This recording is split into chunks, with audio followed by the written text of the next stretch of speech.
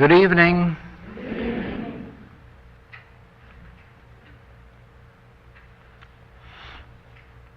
As far as I can remember,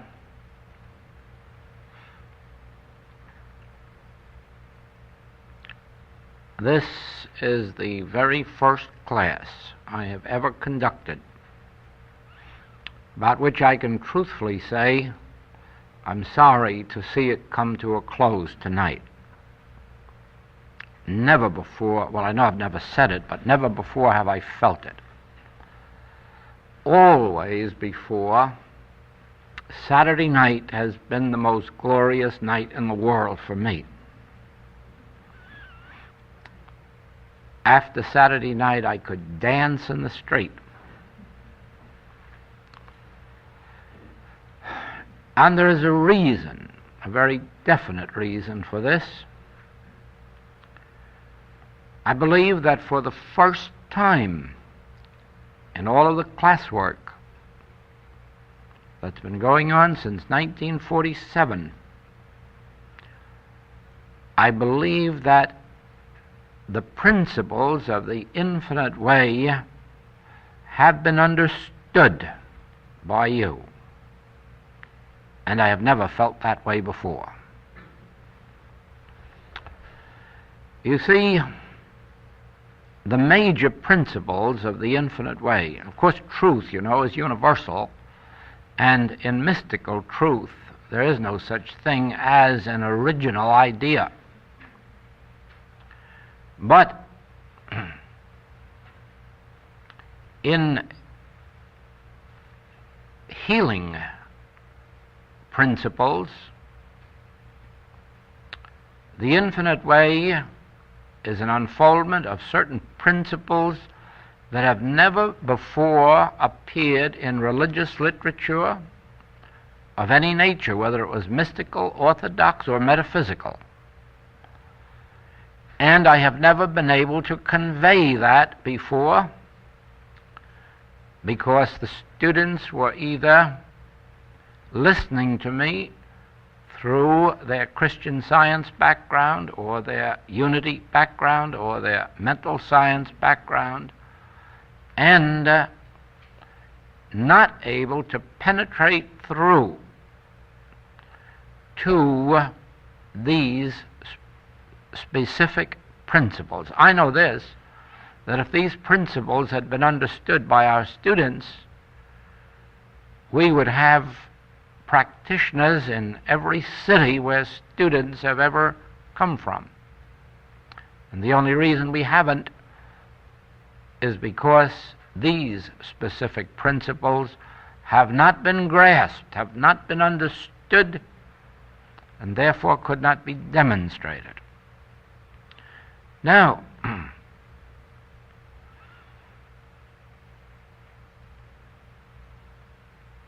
I don't say that in a complaining sense, because it is perfectly natural. Every one of us has, has received teachings which we have more or less accepted as divine authority.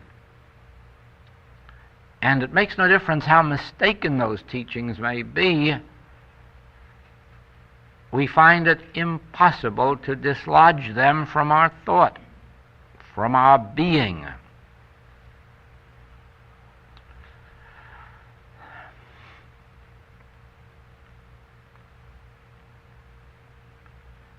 In every message that embraces either mental or spiritual healing, the individual is dealt with. You either call the patient by their name, or you address them as you, or you seek to uncover the error in their thought, or you point out to them what they lack in qualities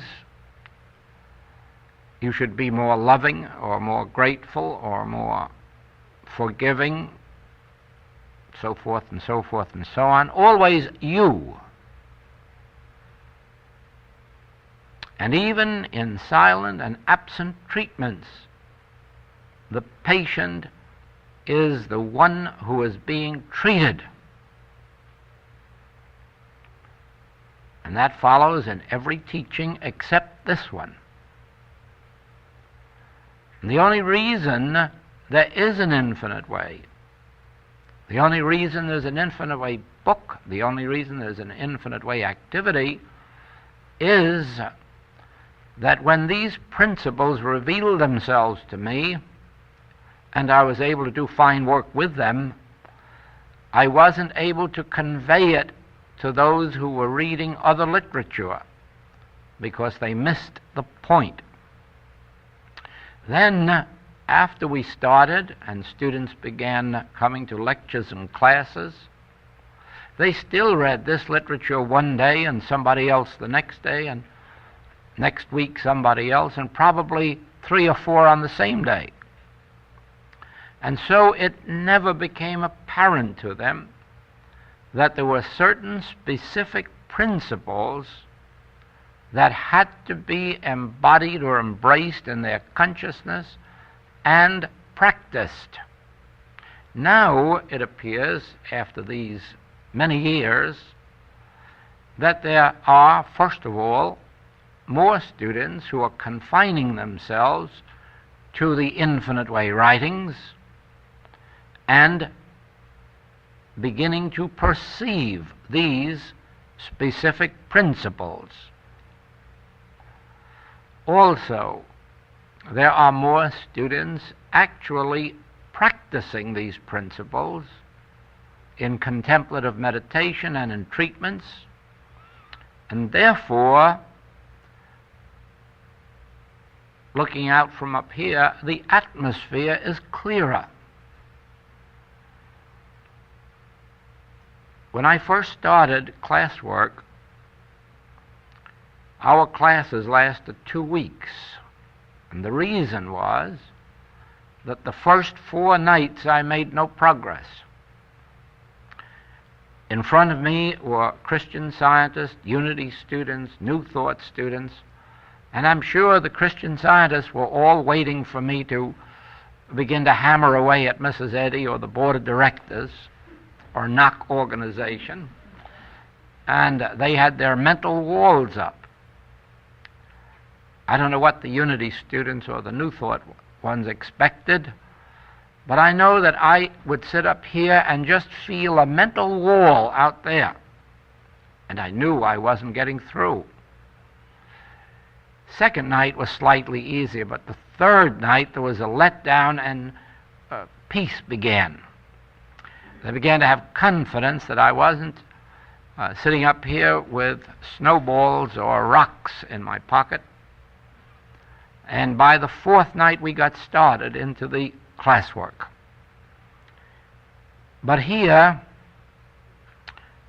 the atmosphere all of this week has been completely clear, as if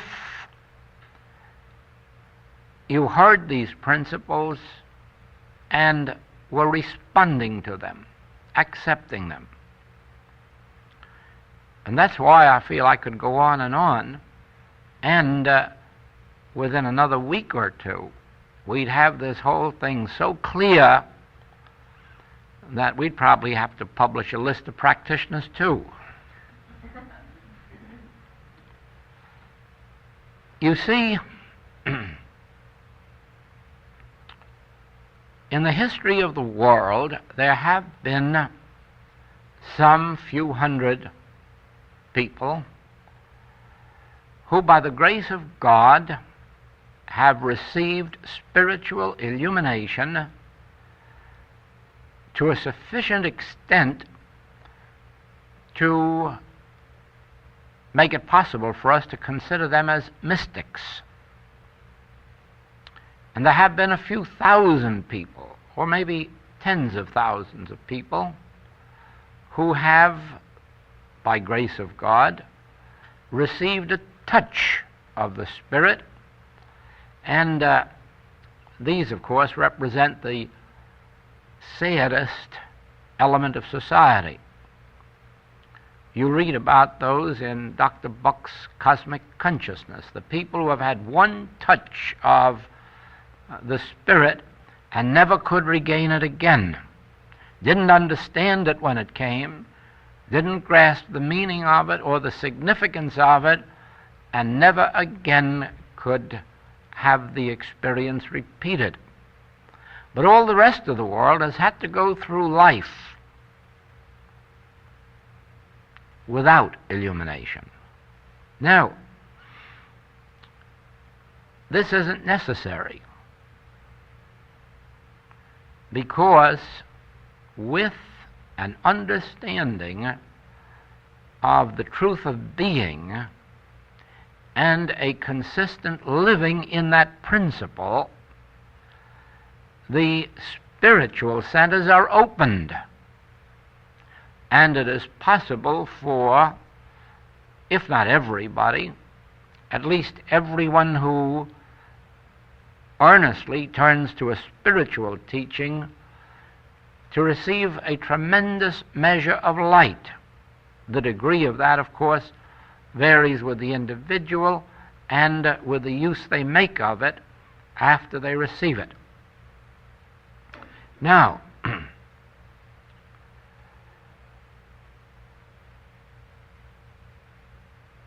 it is virtually impossible to receive spiritual light or illumination as long as your mind is divided against itself, a house divided against itself. And that means as long as you are entertaining the belief that God can do something to something or somebody, or that God can do something for somebody, as long as you entertain the belief in two powers, illumination is impossible, because that is the barrier that separates us from being that man who has his being in Christ. In other words, it is only in proportion as you come to the realization of the nature of God as omnipresence and infinity, and thereby are enabled to think of any and every form of discord as being not a condition and not a person, but a mental imposition, a malpractice, a temptation, state of hypnotism, a nothingness, in other words. Now, the barrier to that is that we think of each other as having certain qualities. Some are good, and some are bad. Some are spiritual, some are material. It is absolutely true that some of us are more materially minded than others. Some are more morally minded than others. Some are more sensually minded than others. Some are more money-minded than others. But that is not true of the person. That is only true of what, out of the impersonal, they are manifesting. Now, to see a man actually in the act of stealing a wallet,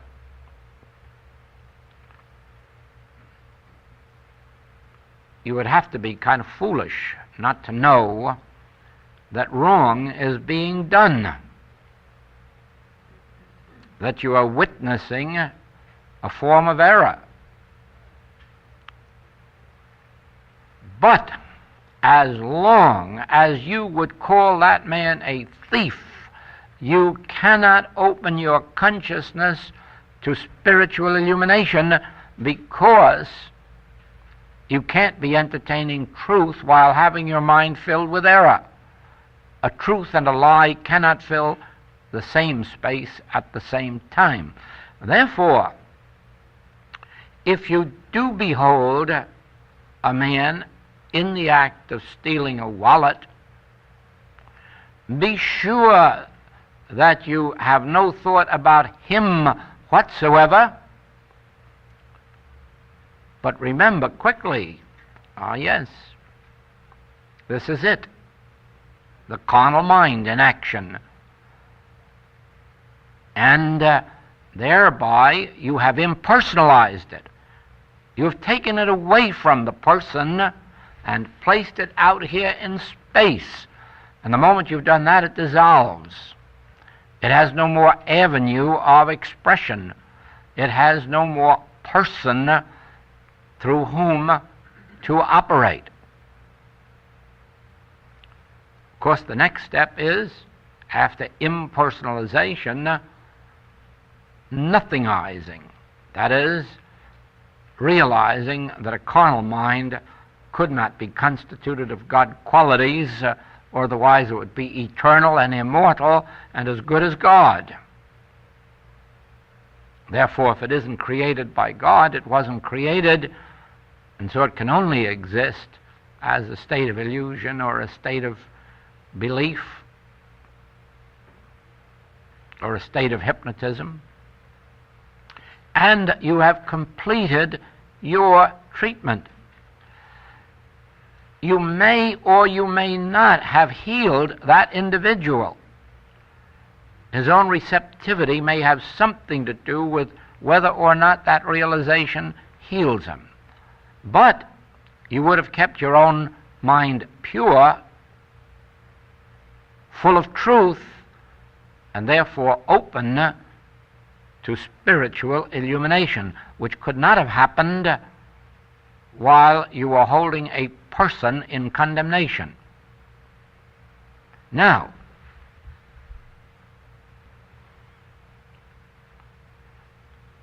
the whole basis of our healing work, and please remember that disease of every name in nature is handled in this way, so is every form of sin or false appetite.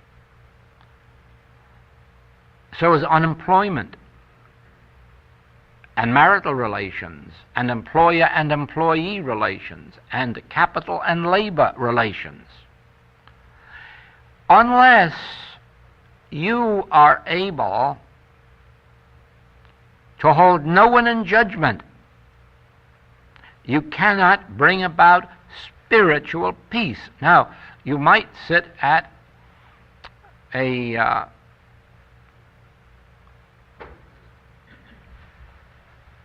table and humanly, in one way or another, bring peace between capital and labor, between employer and employee,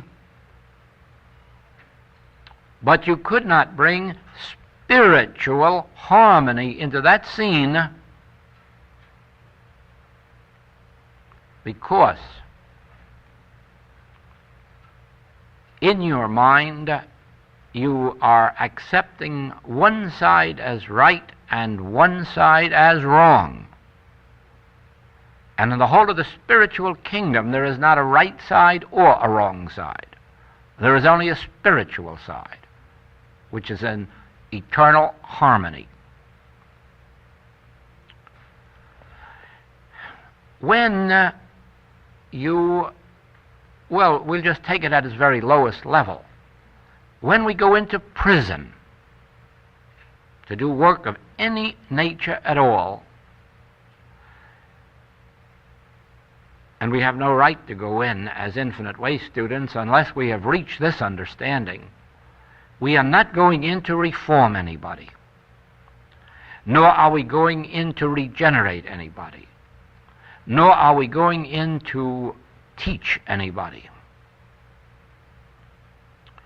It is the carnal mind, the world, that believes there are good and evil, that believes there is a man or a woman who has sinned or is sinning or will sin. It is this world that sits in judgment and says good or bad. Not the Christ. The Christ says, judge not after appearances, judge righteous judgment. It also says, why callest thou me good? There is but one good, the Father in heaven. And it also says, neither do I condemn thee. Therefore, you are not the Christ mind, while you have a right and a wrong, a good and a bad, a sick and a well. And the only way that you can come to that state of consciousness is by understanding first that God constitutes individual being. God has manifested itself as individual being. Every individual in the world is God in expression. The one mind and the one life and the one soul and the one spirit made individually manifest. God appearing as individual being. This is a universal truth. Has nothing to do with appearances. This is a universal spiritual truth. Then if this is the truth about you, and since God is no respecter of persons, this is the truth about everyone in jail and everyone in a hospital. Now, the healing Christ is the state of consciousness that first of all knows that truth. And then knows that because of this, no man is evil. No man is good. Every bit of good manifested by man is God in expression. But every bit of evil is the acceptance of two powers, the acceptance of good and evil, eating of that fruit of the tree of good and evil, and sick or well, sinful or pure, and judging by appearances. The Christ mind, then, separates evil from the individual and places it where it belongs, in the devil that is tempting us to accept these two powers, the devil which we now will call carnal mind or mortal mind. And having placed it there, we have taken the burden from your shoulders. You no longer have a guilt complex, no longer are sitting with a burden. If there is one individual anywhere who can look at you and look through the appearance and understand that anything you have done or are doing of an erroneous nature isn't you. It is merely your ignorance of the fact that you're being tempted by an impersonal source, and in your ignorance, acting upon it. You can't ever condemn a person for making a mistake. You can't ever condemn a person for doing something in ignorance. And therefore, every sin and every disease is the product of the ignorance of this very truth. God constitutes individual being, and every phase of discord is that carnal mind, that mortal mind. And so we've lifted the burden from you, from the man in prison, from the man in the hospital, from the man in the saloon, the man in the gambling house. We've lifted it from him, and we've placed it out here where it has no law, no activity, no cause, no person, and now it's dead. Now you can rest in that word. If you were sitting in an office or home and your telephone bell were ringing every minute and a half with another person calling for help,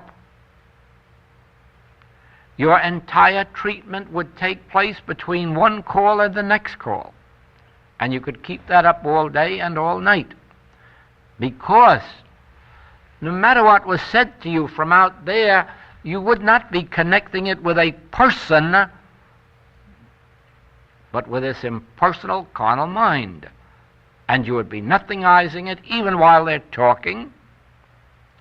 Then you'd hang up and rest in that word. Rest until the phone rang about 30 seconds later. And be assured of this. As you become clear on these points, that is what will happen to you.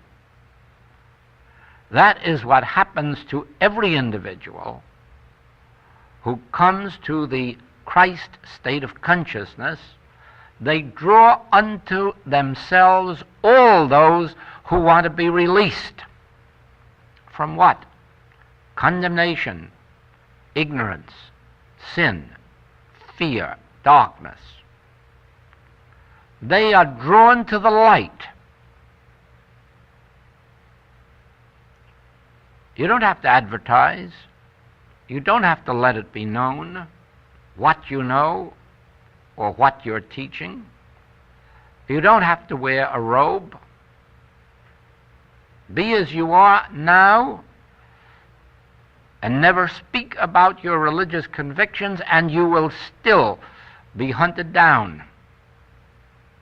You will still be chased up every alley until you shed the light and share it. And all there is to the Christ mind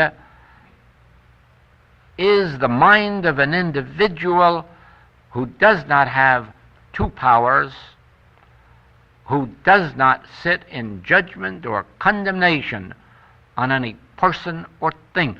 It makes no difference what phase of life or facet of life it is. Political, commercial, top capitalist, evil labor union leaders. It makes no difference. They all exist as far as the human scene is concerned, and the sad part is they always will, until we learn to see that man couldn't be evil, man couldn't be selfish, unjust. It's an impossibility. For all there is to man is God made manifest. Ye are the temple of God. Ye are the temple of God. Your body is the temple of God. Your mind is the temple of God. Your being is the temple of God, because God constitutes your being. But we're talking now of every individual on the face of the globe, human, animal, vegetable, mineral. All is God in individual expression. This is the truth. Then, to every appearance, first of all, impersonalize. Don't ever tell anyone that they can be helped if they read 10 pages of a book, or go to church, or tithe, or are grateful, or are loving. It may all work beautifully on the psychological level, if a human being could change their nature, any psychologist or psychiatrist can tell you what you ought to be and how you will be if you attain it. Just the same as one of our comedians years ago used to tell us that he knew how to cure alcoholism. He had a sure cure for it that couldn't fail. All you have to do when you lift a glass of liquor is open your hand. Well, certainly, you know right well that's a sure cure. But come to the place where you, if you're alcoholic, can open that hand. And so it is, and I've heard this for so many years, oh, if you could just be more loving, if you could just be more forgiving, oh, if you didn't hate your mother-in-law so much, oh, if you were more generous, more grateful, oh, you've missed 3 Sundays in church. Yes, if you read so and so many pages. It's all nonsense because psychologically it won't work, because no individual can change their nature. Only the activity of the Christ in their consciousness can change their nature. If they try to change it humanly, they are repressing. And when they repress, they explode someday. You can't repress. It's bound to break out. Therefore, to be different than we are, it becomes necessary that the Christ be introduced into our consciousness. And one way of doing that is to find the individual who is willing, not only willing, but able to guide us through whatever experience it is, sin, disease, lack, or death, without criticism, without judgment, without condemnation, without trying to improve us, without moralizing, without preaching,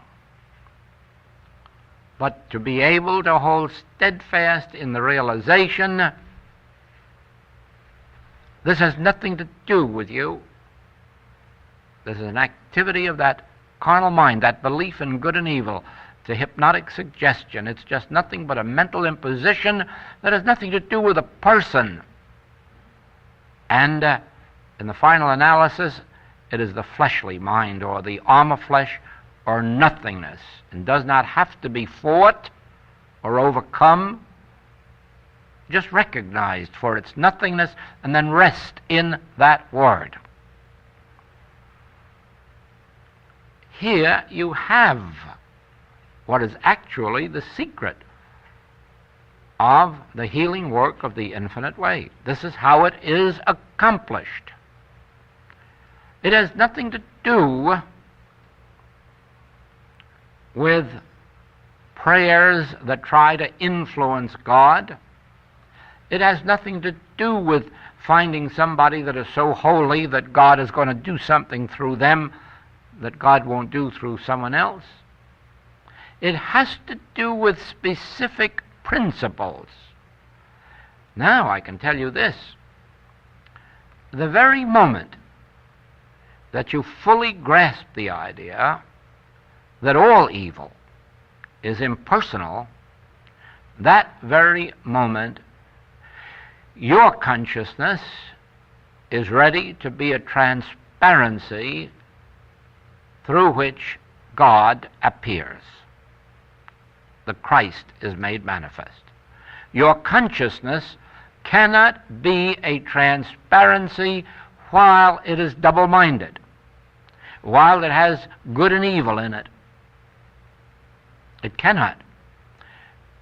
Or let us say it this way, that since none of us can be wholly pure, that the Christ we can be a transparency for the Christ in proportion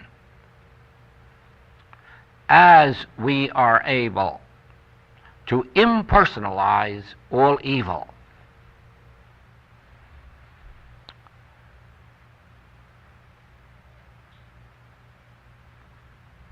Even though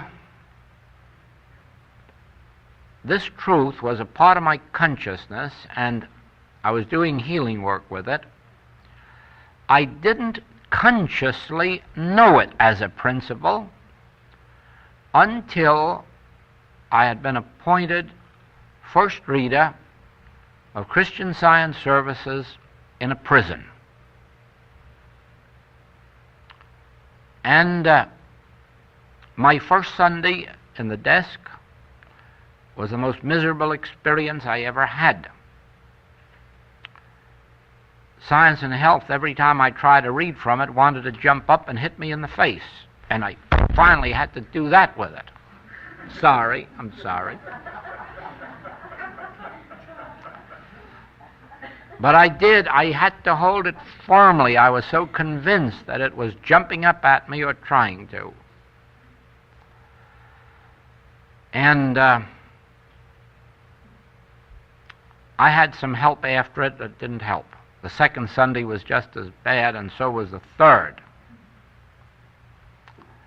I tried to figure out what was wrong, and I couldn't. But the committee in charge of that activity had told me that all workers in the prison must protect themselves thoroughly from sin-filled thought. And so every Friday night I began to protect myself from sin-filled thought, and I kept at it steadily until Sunday morning. By that time it was ready to eat me up. It was my own evil mind coming back at me, what I was beholding outside. But after that third Sunday, came to the next Friday night, I sat down to my protective work, and then it dawned on me. Protect yourself from sin-filled thought, and man has no mind but God. Now, where would the sin-filled thought be? Man is pure, man is spiritual.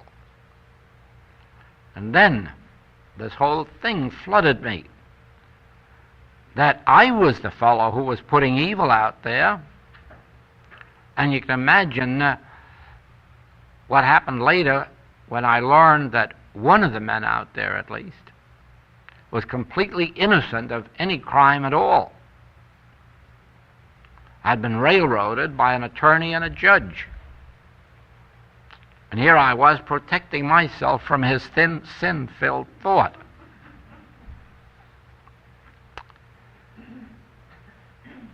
When I became reader there, the average attendance of Science Services was from 8 to 11 men every Sunday. A few months later, we had 77, and at the end of 18 months, we had 200 men in the prison attending Science Services. And there was only one reason. I spoke this over with our second reader, with our soloist and our pianist, our usher, and we went there every Sunday pure as pure. We went there completely in the realization that the only men we were meeting was God in expression, the Son of God, the temple of God, and that any appearance of evil was just hypnotic suggestion, was just the belief of good and evil. That's how I learned this principle consciously, through that experience. And it stood me in good stead when I began some prison work here in the island, and also saw miracles take place among those men.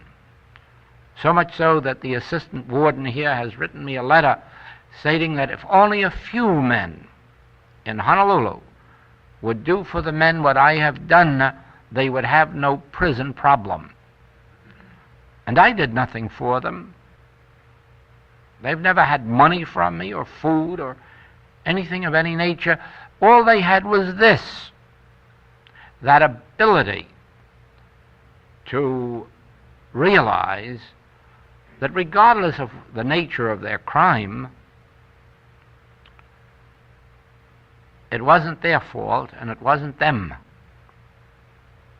In their ignorance, they accepted the temptation, they accepted the mental imposition of all the evil that's floating around in the air.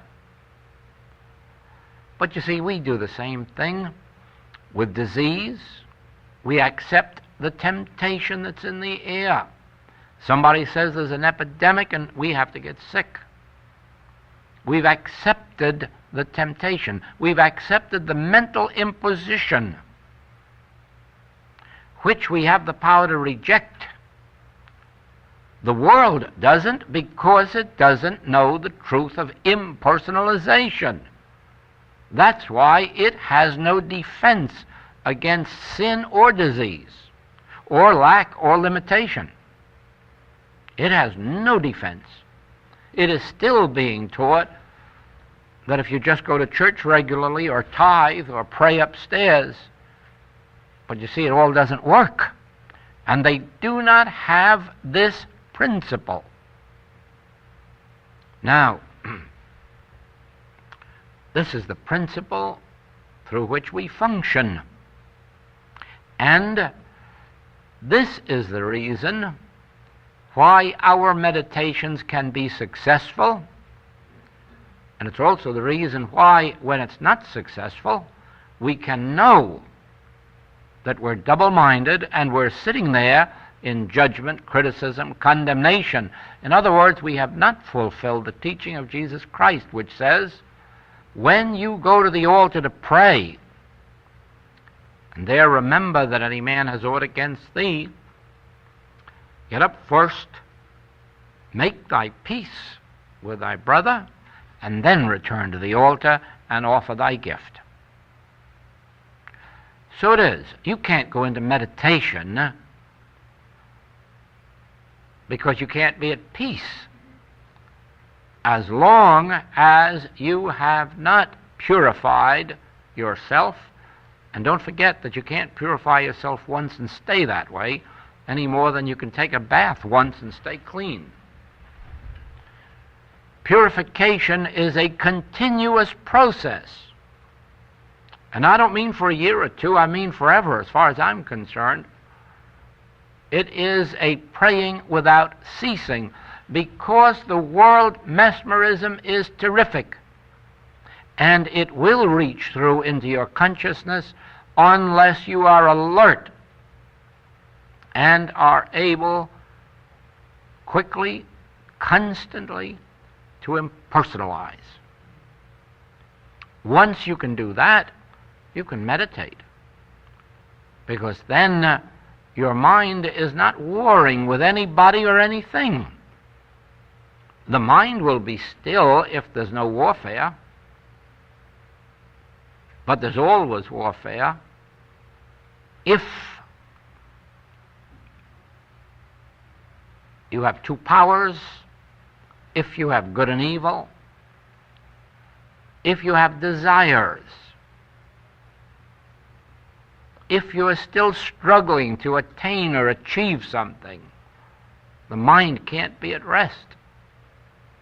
Now, there isn't any reason, really, to be struggling for anything, especially anything of a spiritual nature, because the struggle will prevent your attaining it. The struggle is mental, and as long as there's a mental activity, you won't have the spirit. It is only when you realize that I already am that the struggle is over. The struggle is all gone if I already am. There, you see, we come back to a mystical truth which is universal, does not appear only in the infinite way. Actually, it appears in every mystical teaching that has ever been evolved. Every mystic has revealed that I am. I am. I think one of the stories, poems, that has always been very, very close to me is that of a woman mystic, a Muslim. But, and here again you see, hypnotism is very strong. The Muslims are taught that if only they can get to Mecca, if only once in their lifetime, they'll be saved forever. Everything is wiped out. Their whole life is lived with God, if only they can get to Mecca just once. And so every year from every part of the Muslim world there are pilgrimages to Mecca. And so this girl joined such a pilgrimage and had a difficult time of it. They crossed mountains and valleys and streams. They had hot weather and stormy weather and cold weather. They experienced all of the inconveniences of travel that existed a couple of 100 years ago. But eventually they all came to the outskirts of Mecca. Well, of course, everyone then broke into a run to get right into Mecca, and something halted this girl. She stopped and began to think, and finally she dropped to her knees. God, forgive me for coming all this way to find you in Mecca, you who had found me where I was. There was no need to travel. The Master said that centuries ago. No longer shall you worship in holy mountains, nor yet in Jerusalem in that holy temple. The kingdom of God is neither low here nor low there. It isn't any place. It's within you. And that realization brings you to the mystical truth. I am. Moses gave that to the world. I am that I am. And after that he was no longer a shepherd. After that he was a leader of men, a spiritual leader, only because of his realization, I am. I am that I am. And I am it now. Jesus repeated that. I am. I am that I am. I am that I am. I am the bread, and I am the wine, and I am the water. I am the life, and I am the resurrection. Not I'm searching, I'm seeking, I'm hoping, I'm praying. Now I've come to the realization I am. That realization that I am makes a shepherd a great leader. That recognition I am makes a Hebrew rabbi the light of the Christian world. It makes no difference what you are or where you are when the realization of I am comes to you. From that moment on, you aren't that person at all. You are the light of your particular world. It really makes no difference where you turn in the mystical writings. The Persian mystics, Muslim mystics, Hindu mystics, Chinese mystics, Japanese mystics, you'll find they all, and the Christian mystics, 12th to the 17th century, They will all give you the same message: I am. Now, in different degrees, that is the entire secret of mysticism, and when that realization is attained, it gives one freedom. And it's the only thing that does give one freedom, because in that I amness, there is no longer a desire for anything or anybody. There's no longer an ambition. There is no longer a strife or a struggle. There is a resting in that realization, and then through that realization, everything necessary for our fulfillment, whether it's person, place, thing, circumstance, or condition, automatically flows into existence.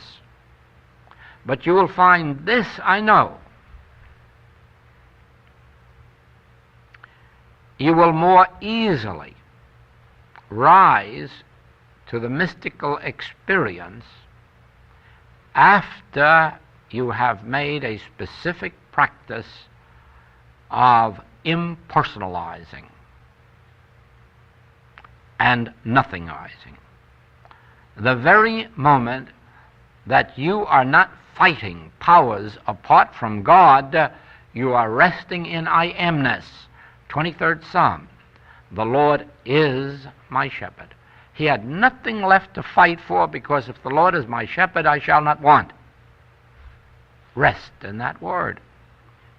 But you see that as long as there is opposition in your mind, as long as there is judgment in your mind, as long as there is duality, two powers, there is no way of your realizing I am.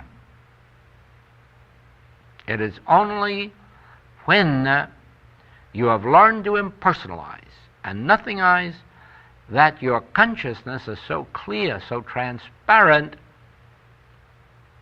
that the Christ shines through, that spiritual light shines through. It is a presence that goes before you to make the crooked places straight. And that is one of the reasons that we can't heal everyone, and we can't heal everyone instantly. Because regardless of how true and pure our vision is, you can't remove the effect of something without removing the cause of it. And if an individual is rigidly maintaining within themselves these erroneous traits, or whatever they may be, the condition of health or supply won't change until that state of consciousness has changed. Then when the state of consciousness changes, its externalization has to change, because the cause isn't there. And what is the cause? Our ignorance, which makes us accept these two powers, which makes us personalize. In other words, then, most of us can be healed because we are not tenacious in our hates, envies, jealousies, or mad ambitions, regardless of the fact that humanly we all have traits and always have had. They are not violent, and they are not tenacious, and they are not what you might call deep or strong. Therefore, when we come into contact with a consciousness that is not holding us in condemnation, they change our consciousness very easily. When, however, you hit up against those who are adamant in their evils and want to cling to them and have no desire to be free of them, then you have a more difficult time bringing the light to that consciousness. And for that reason, you will notice many times that you will have to stand very fast with a patient, sometimes for a long time, until there is a yielding within themselves. Because spiritual healing isn't merely adding health to the erroneous state of consciousness that we already are. Spiritual healing is bringing us to the position of yielding our material sense, our mortal sense, our two-ness, our duality. Therefore, some of the things in us are not readily healed.